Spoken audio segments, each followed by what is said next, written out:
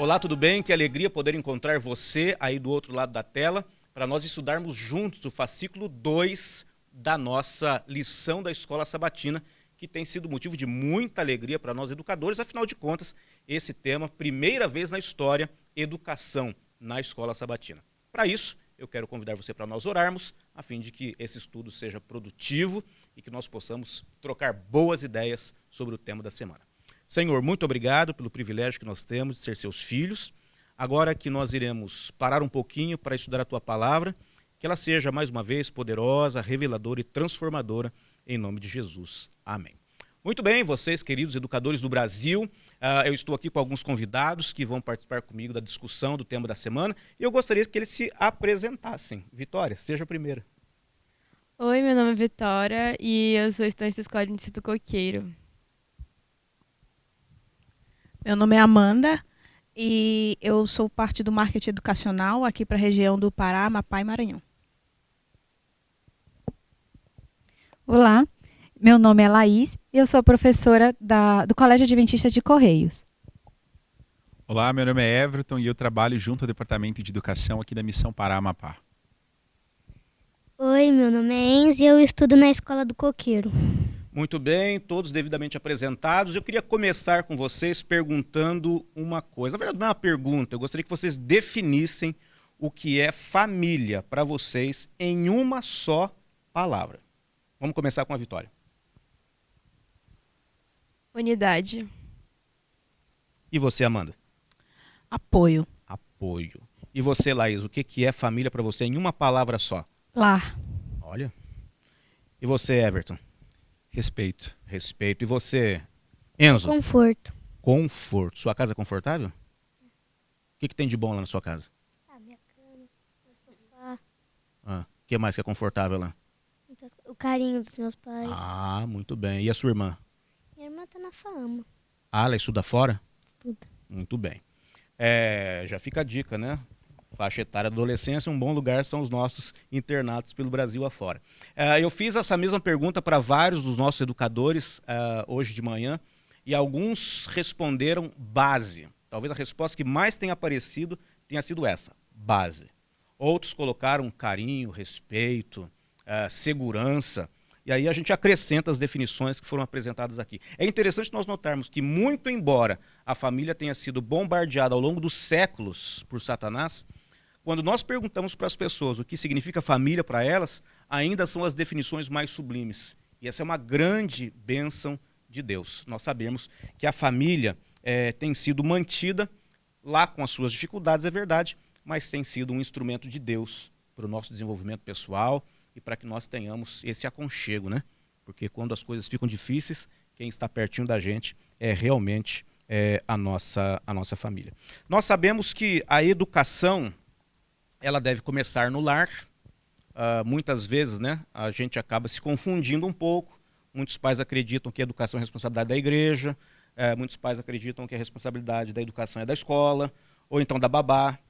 Claro que todos os envolvidos no cuidado dos nossos filhos, instituições e pessoas, são corresponsáveis da tarefa de educar, mas a primordial é a dos pais.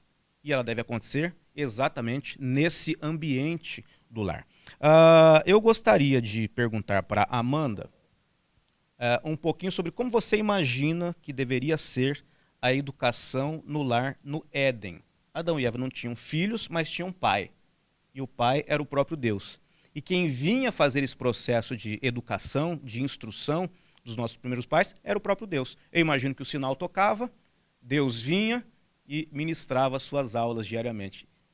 Ô Amanda, se você fosse a Eva, o que você teria para dizer para a gente sobre como eram as aulas do próprio Deus lá no Jardim do Éden? É uma boa pergunta, né? Nossa, eu fico imaginando, né? Quão incrível deve ser aprender do próprio pai de tudo, do pai do conhecimento, né? Então, eu fico imaginando assim, Deus ensinando sobre as criaturas, sobre a natureza, sobre tudo, sua diversidade, seus detalhes. Nossa, eu imagino assim que deveria ser aula o tempo inteiro, né? Conviver com Deus nesse momento. Imagina você ter uma aula de citologia, que é o estudo da célula, sem precisar de microscópio. Deus simplesmente dá um zoom assim, ó, e você já vê as estruturas mínimas. E de repente você olha para o céu, né, vê as estruturas maiores. Eu imagino que devia ser realmente uma cena maravilhosa, para você ver como o próprio Deus nos deu o exemplo de que a educação começa no lar. E a educação começou no lar edênico. Professor Everton, é o seguinte, nós vemos que essa característica, né, esse hábito de educar as crianças no lar, vem se estendendo ao longo dos séculos. Deus escolheu a hereditariedade como o modelo de transferência das informações e dos conceitos da salvação. O plano da redenção é transferido de geração em geração. Os nossos pais dizem para a gente, nós contamos para os nossos filhos, há algumas interrupções nessa geração ou em outra, mas nós sabemos que esse é o método que Deus escolheu. E Maria era responsável, juntamente com José, em relação à educação de Jesus. Nós temos pouquíssimas informações a respeito da educação que Jesus recebeu. Nós vemos Jesus nascendo, depois o vemos no templo, dando aula para os doutores. Isso já é para a gente, né, uma pista de como Maria fez esse trabalho. E nós sabemos também que naquela época os pais sonhavam em que seus filhos fossem rabis, né, mestres da lei. Na nossa sociedade aqui mais capitalista, nós vemos os pais sonhando em ver os filhos se formando em profissões rentáveis. Mas na comunidade judaica, em que Deus era o centro, esperava-se que os filhos fossem uma autoridade religiosa.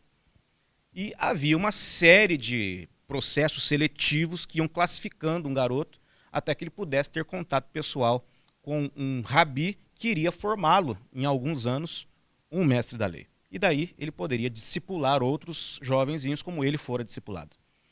Jesus foi chamado de mestre muitas vezes, mas ele não se matriculou nessa escola, ou não foi matriculado nessa escola.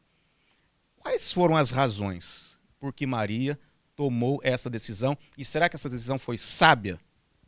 Pastor Enilson, excelente pergunta. Eu acho que a lição ela passa o tempo inteiro abordando a questão do exemplo, né? A educação por meio do exemplo. Eu fico imaginando os critérios que Deus no céu usou para escolher Maria e José no globo terrestre para serem pais de Jesus. Que missão importante. Então, eu imagino que no plano de escolha havia a educação através do exemplo. A educação através do exemplo que Maria e José deram para Jesus se tornou também uma marca registrada de Cristo através do ministério dele, que apesar de ter sido chamado rabi, ele não se formou na escola tradicional. Diga-se de passagem, ele foi um quebrador de paradigmas, ele veio para quebrar aquilo que eles ensinavam na época. Mas eu posso afirmar para você que a escolha de Cristo em relação à escola da época e até a escolha de Maria em relação a Cristo na escola, ela se confunde muito, ou talvez ela se pareça muito com a história da educação adventista. Quando nós surgimos, por exemplo, a educação adventista ela veio com o intuito de ter os filhos da igreja sendo educados com princípios da igreja, uma vez que a escola pública nos Estados Unidos, naquele período, por volta de 1863, 1870, vivia uma formação de caráter muito ruim, muito frágil. Então, cria-se então a educação adventista para que os nossos filhos tenham uma construção de caráter sólido. Da mesma forma foi Cristo. Quando olhou-se para a escola de rabis, não era aquilo que Maria e muito menos Jesus tinha em termos de formação. O mundo seria mudado através da educação, mas não era aquela educação, seria a educação de Cristo por meio dos ensinamentos do próprio Deus. Maravilha, veja que Maria tinha foco e muito embora houvesse escolas naquela época, ela não pôde escolher a escola da época. E que bom que hoje nós temos uma escola conforme os projetos de Deus, segundo os propósitos dele para a educação dos nossos filhos. Isso realmente é uma bênção diferencial para os nossos dias e que bom sabermos que Deus escolheu a educação cristã, a educação adventista, como um braço fortíssimo da igreja para a salvação de meninos e meninas. Professora Laís, nós sabemos que para educar meninos e meninas é necessário comunicação. Sem comunicação nada acontece. E comunicação é uma coisa complexa, porque ela depende do que eu digo e do que você entende. Se você não entender o que eu quis dizer, a comunicação não se deu. Para nós educarmos adequadamente os nossos filhos, precisa acontecer comunicação. Agora, junto com a comunicação, me parece que o relacionamento é algo que dá o sabor. Parece que ativa a comunicação. Parece que é aquilo que adoça, né, esse processo educacional. Fala um pouquinho para a gente. Você é uma professora, você trabalha com muitos alunos, acho que você não tem filhos ainda, mas tem lá os seus filhos adotivos, né, ano após ano, lá na sala de aula. Qual a importância da comunicação e do relacionamento para esse processo educacional? Isso mesmo, a comunicação ela é a chave, né? É a base para qualquer tipo de relacionamento. E a educação depende desses dois, tanto a comunicação como o relacionamento. E não é qualquer tipo de comunicação, tem um modo como se fala. Em sala de aula a gente pode se dar ali com vários tipos de alunos, mas nós temos sempre aquele aluno que precisa de mais atenção. E geralmente esses que cobram atenção, eles são os mais agitados. E é quando a gente precisa saber como se comunicar, como chegar a eles, né? É eles que estão pedindo por mais atenção, por mais relacionamento, por mais comunicação de uma forma bem diferenciada, o que às vezes torna um verdadeiro desafio. E essa comunicação, ela precisa ter ali paciência, amor, ela precisa de atenção. É onde se cria, onde acontece o verdadeiro relacionamento entre o professor, o aluno, trazendo aqui para o tema da família, né, entre os pais e os filhos.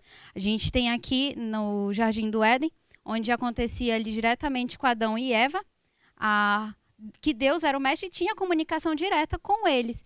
E aí nós trazemos para a sala de aula, para as nossas famílias, para as nossas casas, o fato da comunicação com o mestre, com Deus. Então, como é que a gente vai se comunicar com os nossos filhos, com os nossos alunos, se nós não nos comunicamos com o nosso verdadeiro mestre? Que relacionamento a gente vai ser capaz de passar para os alunos, para os filhos, se não se comunicar diariamente, diretamente com Deus, assim como Deus fazia com Adão e Eva?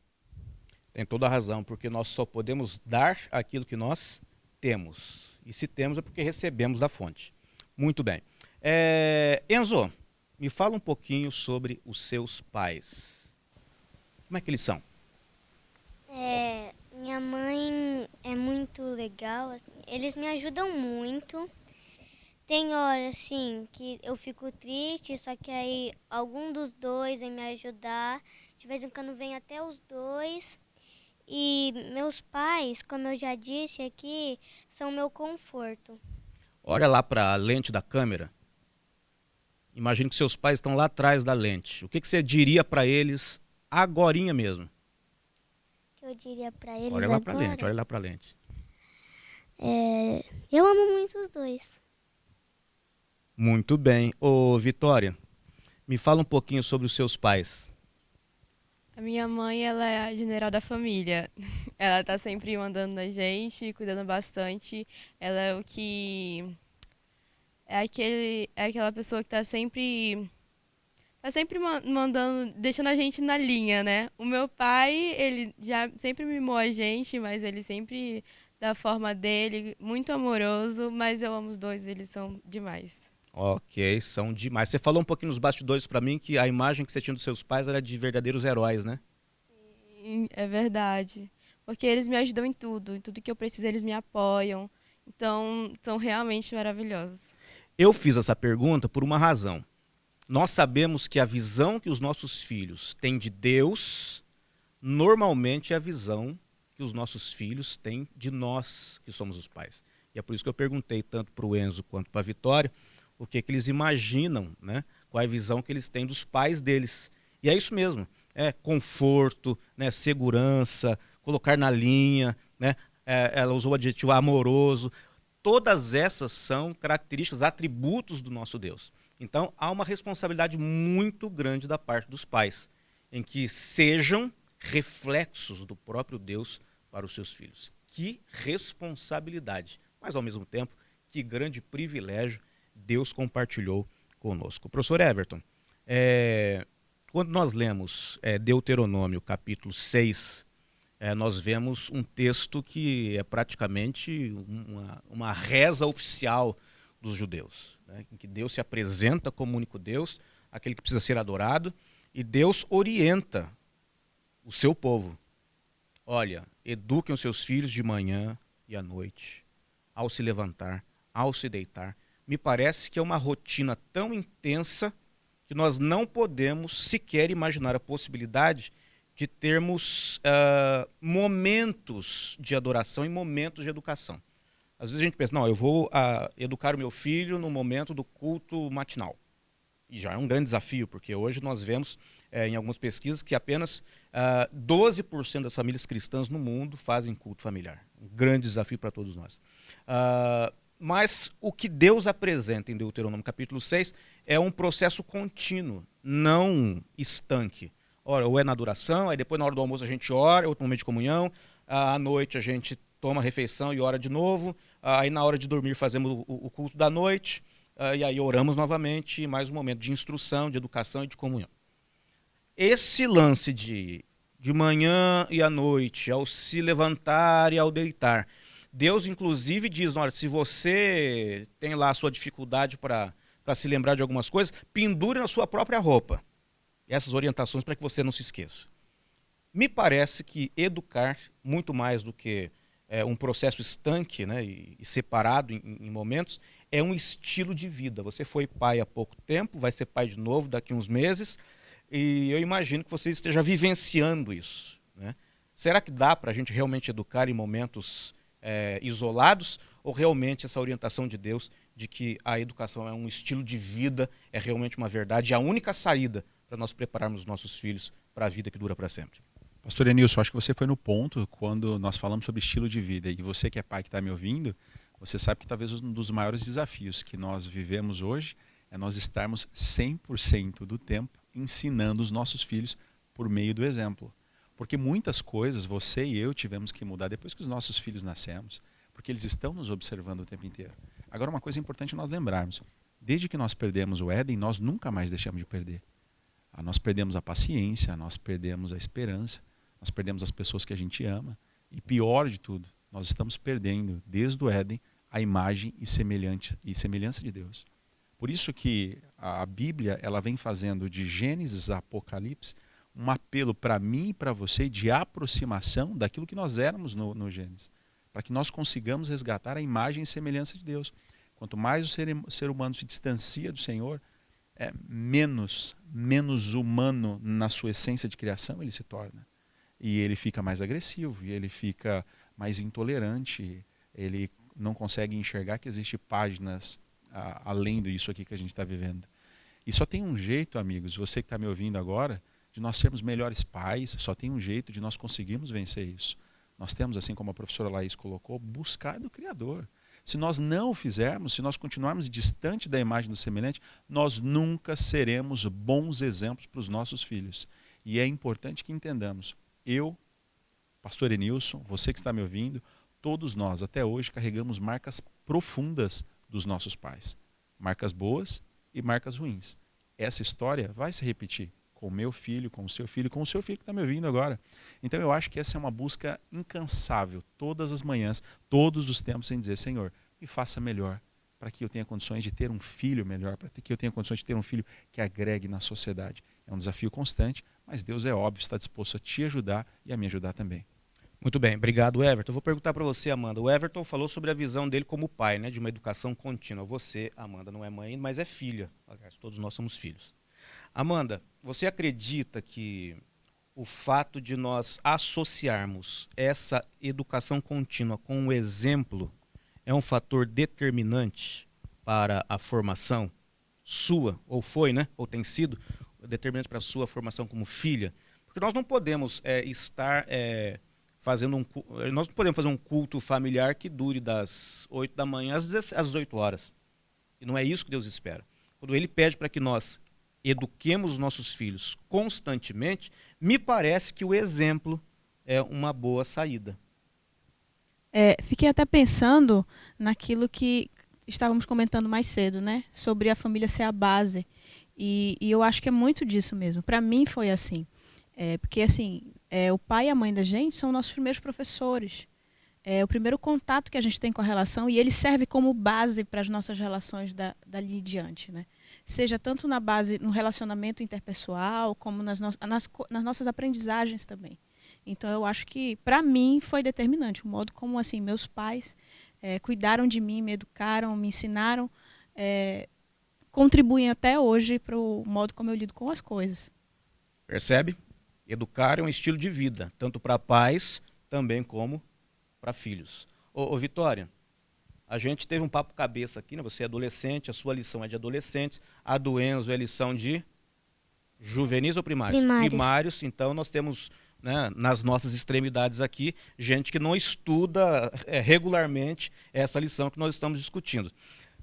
Apesar de você ouvir um monte de coisa aqui, eu gostaria que você, a partir de tudo que você ouviu, o Vitória, você olhasse lá para a lente da câmera e mandasse um recado para a sua família, para os seus pais. O que de legal você aprendeu aqui e como você realmente os percebe a partir de tudo que nós conversamos nesses minutinhos aqui. O que eu tenho para falar para minha família é que eu amo muito eles, que realmente eu agradeço por vocês estarem comigo em todos os momentos. E a gente aprende que a cada momento a gente tem que... A cada estudo que a gente faz, a gente aprende uma coisa nova. E agora eu já aprendi uma coisa a mais. Então é importante que a gente lembre que Deus é a base de tudo, que nem a nossa família. Muito bem. Bem, eu quero terminar com uma fala que penso que seja um grande desafio para todos nós. Nós que somos pais e precisamos educar os nossos filhos em um século tão complexo e desafiador como esse, precisamos separar tempo para a formação dos nossos filhos. Muitas vezes nós imaginamos que na correria do dia a dia os nossos filhos vão se tornar verdadeiros cidadãos nesse mundo e no mundo por vir. Infelizmente, a educação não acontece de maneira automática. Os nossos filhos são esponjas, e quanto mais novos eles são, mais esponjas ainda. Ellen White diz que nos primeiros anos de vida se forma o caráter. Nós, como pais, apesar da agenda lotada, dos muitos compromissos, da correria da vida, precisamos separar tempo. E se nós fizermos isso, certamente seremos bons reflexos de Deus para aqueles que vieram ao mundo por meio de nós, por uma obra maravilhosa de Deus em nós. Eu espero que Deus nos abençoe, que nós sejamos bons educadores e que ao vermos os nossos filhos no dia da volta de Jesus, possamos responder com alegria à pergunta de Jesus: onde estão os filhos que eu te dei? Certamente nós poderemos abraçá-los e apresentá-los para Jesus, dizendo: aqui, Senhor, estão os filhos que o Senhor me deu, e pela tua graça eles estão aqui, prontos para receber a herança imerecida, mas pela qual nós agradecemos, que é a vida que dura para sempre. Muito obrigado, Vitória, Amanda, Laís, Everton e Enzo, por participarem conosco dessa discussão. E eu quero pedir para a professora Laís orar para nós encerrarmos esse estudo, e nós esperamos você, claro, para o episódio 3 da nossa série, que estará disponível na próxima semana. Oremos juntos, então. Pai querido que estás nos céus, nós estamos aqui, Pai, para te agradecer pelo que nós aprendemos hoje durante essa semana, Pai, pelos ensinamentos que nós tivemos a oportunidade, Pai, de nos aprofundarmos. Que o Senhor esteja em nossa família, nas famílias de cada pessoa aqui, Pai, nos nossos lares, instruindo, orientando, alimentando amor, paciência em nossos lares, em nossas mentes e em nossos corações, Pai, para que tudo que seja feito, Pai, seja para a tua vontade. Nós te agradecemos, em nome de Jesus, amém e amém. Amém. Valeu, gente. Até a próxima. Deus abençoe vocês.